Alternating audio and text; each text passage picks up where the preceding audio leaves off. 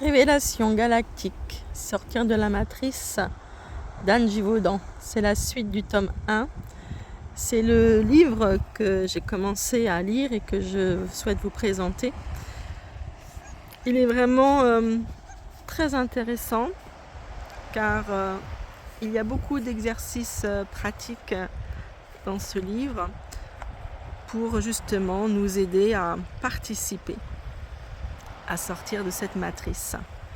Alors je vous en présente déjà quelques-uns.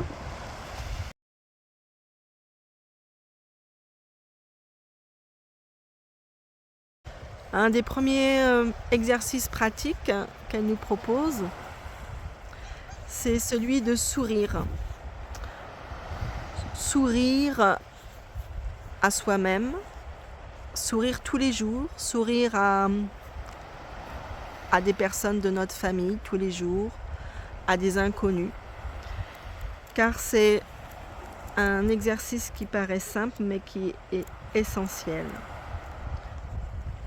Il y a une d'ailleurs très jolie citation qu'elle propose dans son livre qui dit que le sourire, c'est le baiser de l'âme. C'est joliment dit, n'est-ce pas?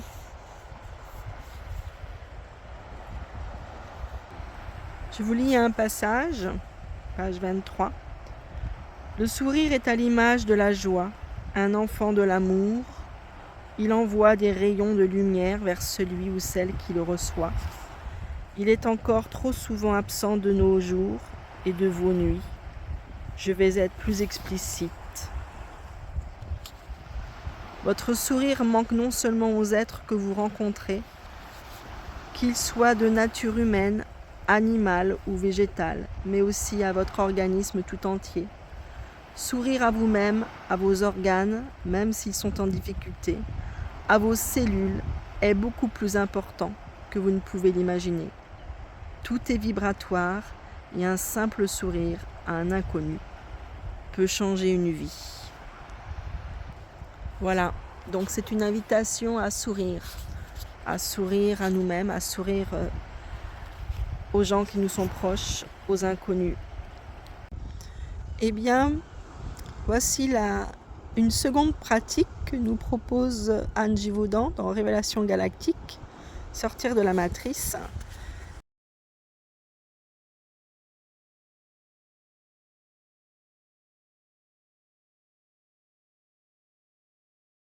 Alors comment on peut comprendre cette phrase? Eh bien, quand on a un comportement qui est habituel, que ce soit en famille, au travail ou seul, on peut se demander si ce comportement, ce geste, cette peur, ce travail que l'on fait nous appartient ou est-ce que c'est un héritage de nos parents ou de nos grands-parents. En somme, quand on fait quelque chose, est-ce que c'est vraiment nous ou est-ce que c'est une habitude que l'on a héritée de notre éducation? Et donc, tout simplement, nous demander de regarder ces habitudes-là et voir si elles nous correspondent ou pas, si elles nous appartiennent ou pas. Car nous ne sommes pas la photocopie de nos ancêtres et donc c'est important d'être nous-mêmes. C'est important d'innover, de rayonner, de créer sans recopier indéfiniment des schémas conscients et inconscients de nos familles. C'est ça qui nous rendra notre liberté. Faire de la place pour un monde que l'on construit pas à pas, qui ne sera pas une copie, mais qui sera vraiment nous. Ça ne sera pas une copie améliorée du monde ancien que l'on connaît déjà, mais juste nous-mêmes. Voilà, cette deuxième exercice d'observation sur nos comportements, nos habitudes qui nous est proposé. Je vous lis à présent un troisième passage.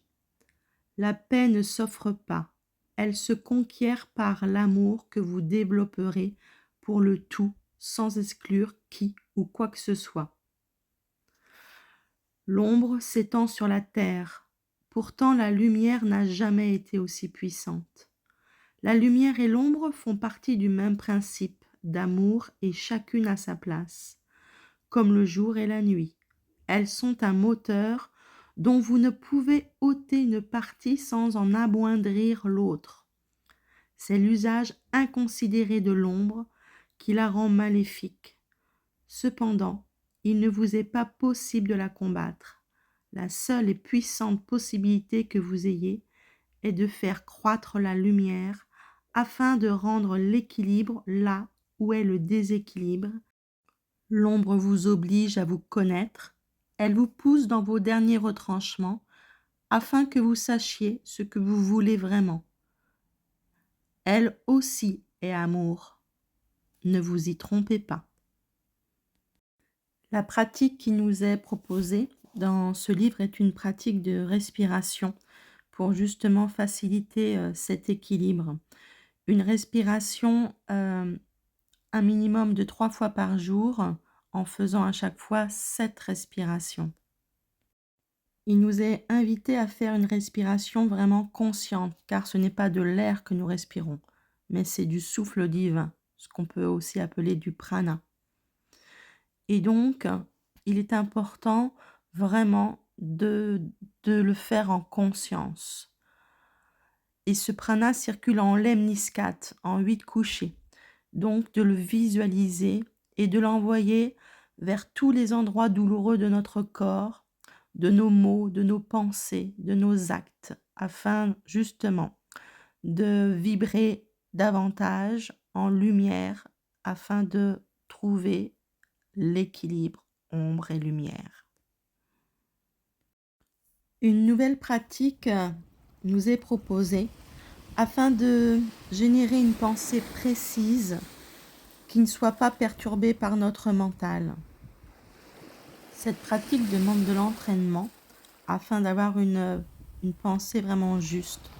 On peut déjà commencer par un exercice qui dure 10 minutes en se fixant, en fermant les yeux et en fixant un objet que l'on a déjà regardé quelques secondes avant les yeux ouverts, et ensuite on ferme ses yeux et pendant à peu près 10 minutes, eh bien, on va décrire cet objet le plus précisément possible.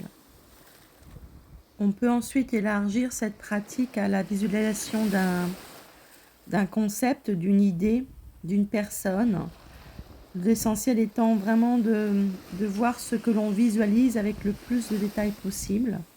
Et enfin, l'élargir, continuer à s'entraîner en visualisant le plus possible soit un lieu où on voudrait aller, soit une personne qu'on aimerait revoir ou qu'on aimerait aider. Ne négligez pas la puissance de votre pensée et par cet exercice qui demande de l'entraînement, eh bien les choses peuvent changer. On est sur cette terre pour transformer le monde et quand on l'aime, on le transforme.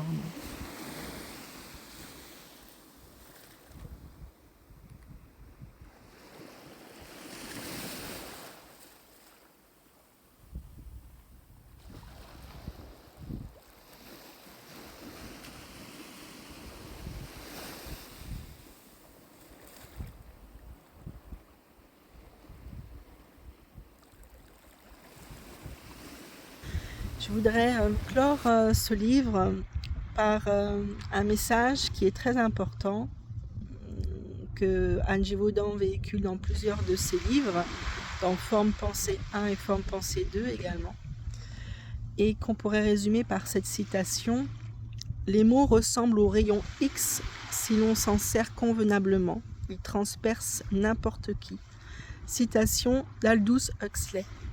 Alors je vous lis un extrait, page 127, de ce que Anne Givaudan nous écrit. Frères et sœurs de toujours, filles et fils de l'un, nous vous saluons. De ce lieu émane la paix et l'amour. Tissez autour de vous une onde de sérénité, comme nous le faisons pour nos planètes. Faites-le aussi et entourez la planète Terra d'une onde de paix.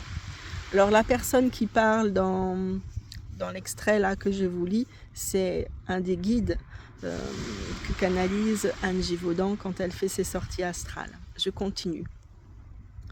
Comment, me demanderez-vous peut-être dans le secret de votre cœur? La recette est tellement simple que vous hésitez encore à y croire. Vos mots créent des mondes. Ainsi, vos peurs, vos colères, vos frustrations se traduisent à travers les mots que vous employez par des rayonnements qui, à eux seuls, suffisent à polluer votre planète et vos corps, du plus physique au plus subtil. Ce que vous redoutez arrive par les mots de vos âmes malades. Vous pourriez l'éviter si vos mots et vos pensées se chargeaient dès à présent d'une énergie d'amour. Vous attendez des guerres, des tsunamis, des famines, des épidémies pour vous libérer de vos tourments sans réaliser combien vous chargez les humains et Terra d'une énergie polluante au taux vibratoire bas. Je fais une petite pause. En effet, elle explique que le pire des fléaux sur Terre, ce sont nos pensées, nos mots. Alors, nos paroles de guerre, de rancœur, de jalousie, de colère, de haine, et nos pensées également. Car il suffit juste de penser à cela pour envoyer des flèches et des énergies d'ondes négatives. Et quand on regarde la Terre, imaginons qu'on soit à l'extérieur de la Terre, eh bien ce que l'on voit, c'est cet égrégore de pensées et de mots qui vraiment assombrissent et qui étouffent notre Terre. Alors le message qui est véhiculé, c'est de changer nos pensées et nos mots. Donc je continue la lecture. Vos mots sont puissants et vous en ignorez encore la portée. Chargés de vos émotions, ils sont tels des éclairs qui frappent leur cible et polluent l'environnement. Lorsque l'émotion n'y est pas attachée, ils agissent alors comme des pierres qui toucheront leur cible. Les lettres qui composent vos mots sont des entités qui créent des mondes structurés et lumineux ou déstructurés et sombres. Ne l'oubliez pas, certaines énergies, contraires à la lumière, connaissent ce pouvoir et s'en servent à votre insu, afin de créer des mondes qui nourrissent des entités peu bénéfiques. Afin que vous soyez des bâtisseurs et bâtisseuses de lumière, nous aimerions vous proposer ceci. Alors ceci, la pratique, eh bien, c'est tout simplement en fait déjà de commencer par penser avec des termes en termes positifs, en termes de bienveillance, d'amour, et laisser partir tout ce qui peut être colère, haine, car en fait il y a des présences qui se nourrissent en fait de tout ce qui est de tout ce qui vibre bas. Et les mots et les pensées, quand elles sont des pensées de haine, de colère, de jalousie, de rancœur, vibrent bas. Donc comment aider à notre échelle nous-mêmes, notre planète et tous les êtres vivants sur cette terre, eh bien en veillant à nos pensées et à nos mots. Ce n'est pas toujours facile, même moi, je n'y arrive pas toujours, mais en tout cas, plus j'avance et plus j'ai cela en conscience, et mieux j'y arrive. Et c'est aussi le message que je souhaite véhiculer, car je crois sincèrement Et je suis complètement d'accord avec ce que nous transmet en tout cas Anne Givaudan et les guides d'Anne Givaudan. C'est vraiment par la force de nos pensées de paix, de sérénité, d'amour, de bienveillance que nous arriverons à aider, à accompagner cette terre à aller mieux, ce qui pourra peut-être éviter ou moins provoquer justement des tsunamis, des raz-de-marée, des volcans, parce que tout cela c'est la terre en fait qui rééquilibre et qui réagit. Et donc il est important aujourd'hui que l'on donne, que nous humains, nous avons une forte capacité créatrice, rien que par nos mots et nos pensées, en envoyant donc de l'amour et de la lumière. Et il y a quelque chose que je voulais aussi vous partager à la fin du livre, qui est très important. Je vous lis les tout derniers mots de ce livre. Vous êtes lumière, ne l'oubliez pas, et par vos vibrations d'amour, vous pouvez changer le monde. Il a été démontré par des chercheurs allemands de l'université de Kassel que votre cœur émet 20 photons de lumière par seconde. Si vous méditez et envoyez amour et lumière autour de vous, vous émettez 100 000 photons par seconde. Si ces photons sont imprégnés d'amour et de guérison, vous serez alors à même de modifier votre environnement et le monde. Voilà. Donc nous sommes acteurs pour que ce monde aille mieux. Et tout ce qui arrive à l'extérieur, au niveau des gouvernements, au niveau des catastrophes naturelles, nous en sommes à l'origine, en partie, en grande partie. Alors à nous de changer la donne maintenant. Et je vous laisse sur ces beaux paysages d'océan, que notre terre est belle, alors conservons-la ainsi, dans la paix et dans la sérénité.